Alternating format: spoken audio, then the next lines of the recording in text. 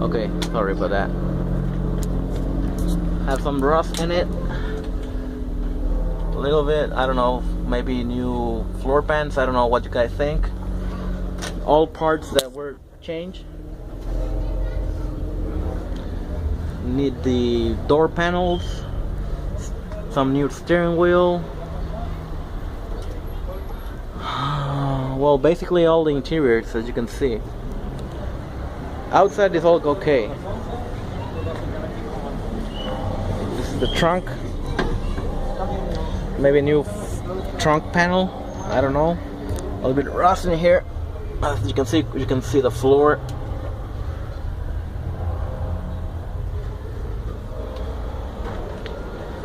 But it's all good, at least on the sheet from the outside.